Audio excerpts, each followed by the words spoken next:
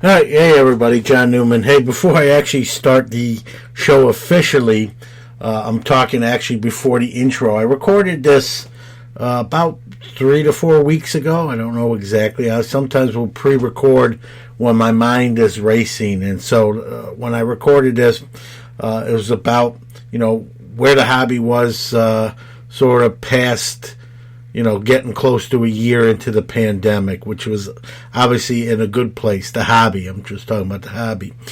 In the intro, you're going to hear me talk about I'm probably not going to get the vaccine shot because I don't like needles. I have a fear of needles, believe it or not, even though I have tattoos.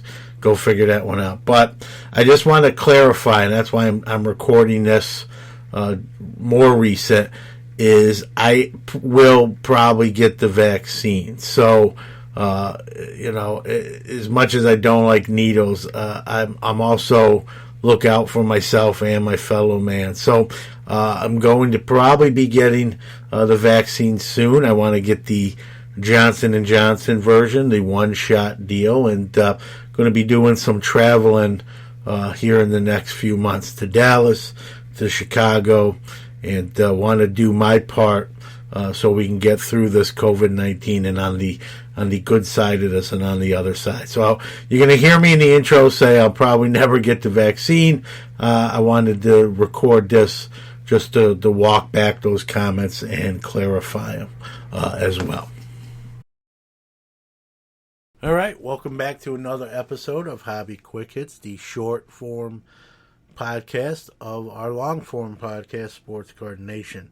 Today's episode is what has COVID done to the hobby, good and bad. And so, we got good vaccine news, and this show is not going to be a medical one where we talk about the virus itself, but just the effects of the current situation on the hobby we love. And so we do have some positive vaccine news. A lot more people are getting the vaccine. My son and my wife both got it. They're in the medical field, so they've got it early. I'm not a big injection or shot guy, and so I'm going to tell you the truth. I'm not sure I'm going to get it even when I'm eligible, but that's pertains nothing to the show. So,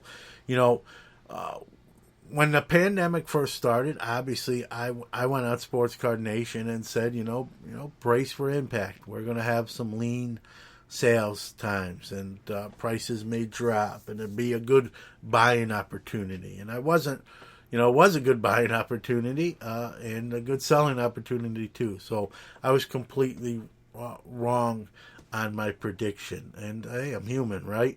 And 2020 was incredible. But what? Let's look at sort of the intangibles. Why did that occur? And let's be real. I'm not saying 2020 was a great hobby year only because of the pandemic, but there are reasons that stemmed off the pandemic that gave it the recipe for hobby success. And again, I don't want this show to be insensitive towards those who have lost loved ones due to COVID-19. It's a tragic and terrible situation that we're still in. So this is, to those folks, I am sorry, and this is really just the hobby side of COVID-19 effects. Okay, please don't take anything I say as insensitive to those who are battling this illness or who've lost their life to it, or other things, jobs and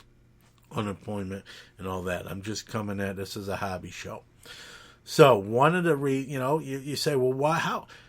How are you wrong, John? I asked myself that question. How people are going to be unemployed? Restaurants are going to basically close their doors. Small business are going to close their doors. Yet the hobby exploded. How did that happen? Like, what are those variables? And so I want, most of what I'm going to say you probably already know, but I wanted to kind of put it out there, talk about it, and then kind of come down the stretch and just kind of talk about, where we're going and what may change or not change. And so, number one, when the pandemic hit, You had the president saying, "Well, it's not going to be. We're ahead of it. It's going to be okay." Obviously, he was incorrect, just like I was on my prediction of the hobby's going to be a little bit in trouble. And this thing spread. People were killed, dying, sick. Hospitals were getting overloaded. Businesses were closing their doors. But that being said, people were working from home. Then we had the first stimulus passed, and people who were unemployed got $600 a week in addition to their regular unemployment benefits. And so there was money being pushed into the economy. There was people being home that had more access to do eBay, other selling platforms, right? Buy and list cards. And it was sort of set up as that perfect storm. There was money, someone, you get that initial shock, right? You're told you don't have a job right now. We got to close our doors, and you get that initial shock. Now, this is not me. I've worked through the whole time, thank God. And but for those who did lose their employment, you get that initial shock, like, what am I going to do? How am I going to pay my bills? And then you realize, hey, I'm, with the stimulus package, I can file for immediate unemployment benefits, and there's a $600 bonus. And so if you're one of those people who are a hobbyist, now you're not only getting your unemployment, you're getting that $600 a week. Now you're getting that $1,200 that everyone got as a taxpayer, except, depending on what bracket you're in. And so there was a lot of extra money and downtime, and it was just sort of the remedy to the hobby. The hobby boomed. More people got in. We saw retail. People aren't working, right? You can go to Walmart and Targets and wait for that distributor, or go, and if you're lucky and you time it right and the stuff's on the shelf, clear it out. You have more downtime to do it. And it's funny, I don't do that stuff, but I go to Walmart and Target to do regular shopping. I know what day the distributor comes on both of those places, and if I happen to be in there on that day, I'll see those folks waiting 10 or 20 fold for that distributor to walk in. And I can tell you that line has increased in under the pandemic than prior. When I've been in those Walmarts and doing my shopping and seeing those guys waiting in the wax section, pre-pandemic is 5 to 8 people, right? And now when I've seen it, the few times I've seen it, it's almost 20-fold, and it's just more people are available to go in there. I have a job that I can leave work and go shopping or do errands or go to the post office, and so I've been able to see some of those effects. And it's when there's money to be made, right?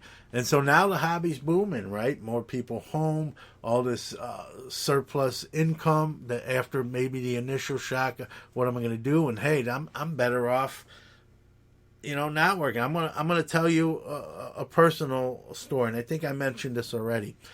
I've been working straight through all of this. I guess you'd call it an essential worker. Initially, I was even getting extra hazard pay, if you will. That's gone away at this point. My wife's in the nursing field. Okay, my wife's a nurse, but she works in a private office. I won't say what, but non-emergency. No one's coming in like bleeding, needs stitches, just kind of a non-emergency type of setting. And so they had to do some layoffs of nurses. And she actually, my son's 20 and doing well. And so my wife actually, they asked for volunteers.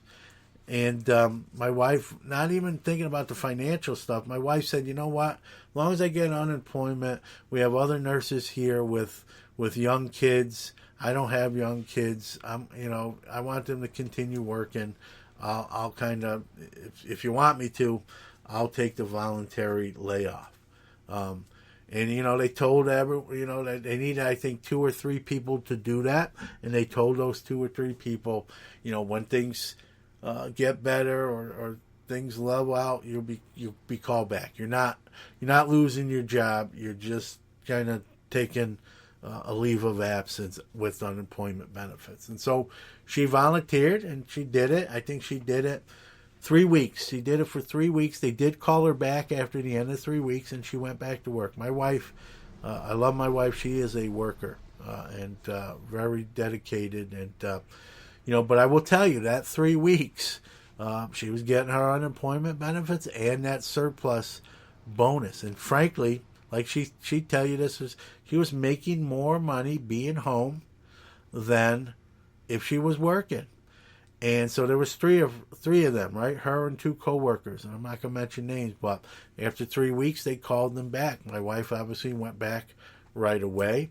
The other 2, truth be told, were kind of like saying, hey, can I stay out another week or 2? I got to do this around here, And why did they want to do that? Because they were making more being home than at work. Now the company said, no, we need you back, and 3 weeks is 3 weeks, and you want your job, it's here, come back now. If you don't come back now, we'll get someone who wants your job. So they were kind of came back because they didn't want to lose their job, but they enjoyed being off. And I'll tell you firsthand, for those 3 weeks my wife was home and getting those extra benefits, it was nice. We ate some steak a few times more than we probably did in seafood because we enjoyed it. And it is what it is. But I didn't necessarily, like, my card stuff is separate than that, so I was just doing my own thing anyway. I didn't,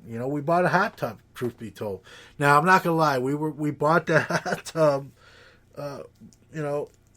irregardless of that, we were going to get one. But I tell you what, that extra, whatever it was, $600 a week for 3 weeks, paid a good chunk of that, and it helped. And so some people, instead of buying a hot tub, bought a lot of sports cards and bat boxes and singles and graded cards, right? And it got pumped into the hobby. And the hobby exploded. 2020, what we see on the auction level, right? Cards going for millions of dollars, breaking previous records, and not even close, shattering previous records. And so now, let's be real, right? When we see like something sell for $3, $4, $5 million, that's not maybe you or me necessarily buying it. That's someone what I would call almost pandemic proof, other than getting sick, right? Financially, they're millionaires, how many times over, billionaires even. And so they can make those purchases, pandemic or no pandemic. But let's be real, even those lower tiered auctions, even the stuff for $10,000, $20,000 level, those cards sold at a faster rate because of that extra money, right? With the surplus. And so it was sort of a perfect storm. More people had downtime to search, to sell, to buy. And then what happened, I think, too, is you got that celebrity effect, right? People who weren't full-time or necessarily fully fledged in the hobby kind of saw this explosion and said, hey, I want to get in this, and so some celebrities got into the hobby, whether it's break-in or buying graded cards. They started social media. They're on their social media, and then other people see them. Holy smokes, that celebrity's doing sports cards. I used to collect when I was a kid. It's booming again. I'm going to come back. I miss it a little bit. The sentimental stuff comes in. And so people got back. You got new people coming in the hobby. I think the new people are sort of twofold, right? You got new people who kind of remember doing it as a kid. I want to do this again. I am still a sports fan. And then you got that other side, right? Hey, I just want to buy something on Monday and sell it on Tuesday and double my money, right? And I know people look at them negatively, and I don't. You may not like it, but that's the American way, and there's nothing, as long as it's done legally, nothing wrong with that. What they're selling it for is what someone's willing to pay, right? There has to be a consumer, a buyer on the other end of that transaction for that transaction to go forth and be completed. So, you can blame the flipper, but truthfully, the buyer, if you're going to blame anyone, I don't think either one's to blame, but the blame is probably more on the buyer side, who's willing to pay that. And, this just perfect storm, all these things aligned into place. Another thing that I noticed more of after the pandemic hit, more people breaking, right? A lot of people started breaking outfits, right? Just formed the page, Joe's breaking, and, bought wax or acquired wax and just started breaking. The influx of breakers increased as well. Now, I don't know, that might be one of the first things to really feel the hit, once we get on the other side of the pandemic, but we saw an increase of breaking. We saw Topps 2020 project. Now, obviously, they didn't plan this, but man, could they have asked for better timing? More people are home, and that project initially really just caught fire, and that made national news as well. Now you got a lot of those artists who have now that the project's even done, they're still staying involved in a booming hobby, right? Tyson Beck doing his own line of basketball cards. Blake Jameson doing the 1951 set. Ben Baller doing the Chrome. Greg Siff doing a Stadium series. And so these guys have, in a sense, become hobby artists. I know that's not all they do, but now they're going to be fully fledged, probably for years, if not longer, to come. And so you got all this new kind of enthusiasm, money, people of influence coming into the hobby, and the hobby just tidal wave, right? In a good way. Right? We hear tidal wave, we think death and destruction, but tidal wave in a good sort of way. Just a lot of attention. The hobby was on CNBC, Fox Financial, Fox News, regular news outlets. It transcended into real life, as they say. Not that the hobby's not real life from the get-go, but it really made news where it didn't before, and it was exposed to people who were never exposed to it before. And this thing just crescendoed. And here we are, front part of 2021. Same thing, we're still in it. Now we got the vaccine news. Let's kind of take this onto the other side. At some point, I don't know when. I don't have that answer. But at some point, I gotta believe we're gonna be on the other side of this pandemic. Numbers are gonna start to come down.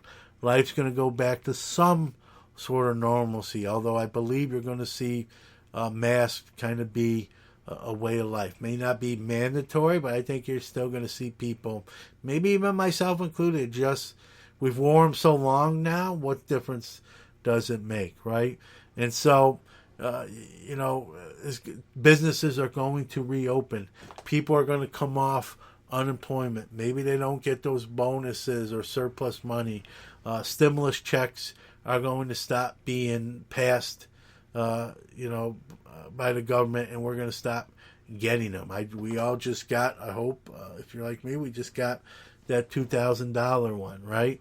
The front part here in January. So those are going to, obviously when we're post-pandemic, you're not going to get that stuff. And, things are going to kind of come back to those levels that they were pre-pandemic. Do I think the hobby's going to, am I one of those guys that the sky's falling, the hobby's going to fail and crash? And no. But I believe there is going to be some correction. I think we're even seeing a little bit of it now on certain things with cards, prices, and stuff coming down to sort of levels they probably should be at. But this hobby is way too strong. One of the reasons it did so well after the pandemic was the level was at before the pandemic. This is not going away, but we may see a market correction, prices coming down. There's going to be some wax solutions. I think companies are going to do different things wax related. I've talked about it before. I think we're going to see more online direct to consumer than the retail level, and so these companies are seeing their wax blaster boxes get consumed quickly and resold at the next level. They're not foolish. they know, and they want to wet their beak too. And so I expect some changes on the wax level in the next year or two. Graded cards. We have new entries entering with CSG, and now even I see a hybrid grading that's going completely automation. Now they're completely come out of left field, so I don't know how that's going to go for them. But when the hobby booms, you get all these new in every facet, whether it's been grading, breakers, flippers. There's just going to be a more influx. And now when prices sort of come down, when the ROI is not as astronomical, all those people are not going. I don't care what you say. Some people are going to leave. Some people have already left, and I think that's going to be more. And so, with less people in the hobby, if that's the case, if that continues on that wavelength, there's going to be less people to buy, to sell. Again, there's still a lot of people in the hobby. It's not a mass exodus event. But there is a little bit less, and I think stuff will kind of come down to, I don't want to even say acceptable levels. What's acceptable, but to lower levels than, during the boom. And so there's not going to be a crash. I don't even know if you want to call it a correction. Even that might be too strong of a word, but it's going to kind of be a level. Maybe that's a better way to put it. Leveling off, right? Sort of that crescendo, that high note is going to kind of come back down to a regular part of a level, decibel level, and we're going to see. People got into the hobby when that decibel level was off the charts, right? When it comes back down to normal chart level, how many are going to love it enough to kind of just stick around? Sure, there'll be some, and that's great, and I welcome everybody, right? But there are going to be people who exit stage left, and with less people, there's going to be less transactions. That's any business, and so we'll see. Again, I think the hobby's super strong. It was super strong. Let's be real. Before the pandemic hit, the pandemic, for the reasons we just talked about, enhance things with downtime, surplus money, and crescendoed. Now as the pandemic, hopefully, sort of, the numbers go down and we get back to some sort of normalcy, then things will kind of come down. It's kind of like a graph, right? And, sports, kudos to sports for coming up with a game plan to still get those players on the playing surfaces and playing. Imagine if it completely shut down. What that would, we talked about. That was one of the things that was on the table when the pandemic hit, and the leagues had suspended operations. Like, if this thing goes on and extends out and they can't play, what is going to happen to card values, right? Thankfully, we never had to answer that question because they came up with protocols. The NBA and the NHL with the bubble. The NFL. Doing mass testing, as all the leagues did. And so, kudos to those organizations and leagues that were managed to keep the product on the field for us sports fans. And, let's be real. We know the card values. What are they based on, right? Performances, right? If Mike Trout bats 180 for the next 5 years and hits 12 home runs a year, his cards are going to come down. He's not going to be in the demand that he is now. And so ultimately it's performance that drives pricing. And so the sports didn't really miss too much of a beat. I think that was also a huge impact to hobby success that sometimes we don't talk about enough, as I just did right there. So what do I expect, coming out of the pandemic, whenever we do come out of the pandemic? I asked two people what would be the definition of coming out of pandemic or post-pandemic. You might get two different answers, but I think you're going to see leveling. You're going to see a leveling off on certain things. I think you're going to see, less of things. I think you're going to see less, people breaking all these new breakers that opened up a Facebook group, and Jimmy's Breaks. I think you're going to see some of those kind of tail off, go away. I think you're going to see some of these new grading card companies. They're either going to make it and establish themselves, or they're going to go by the wayside or become like the GMAs. Right? They're there, but they're not in the arena trading blows with the big boys. So. But the hobby's still strong. Speaking for myself, I'm going to be involved in some capacity, probably to my last day on the planet, and I'm having fun with it. I hope you are too.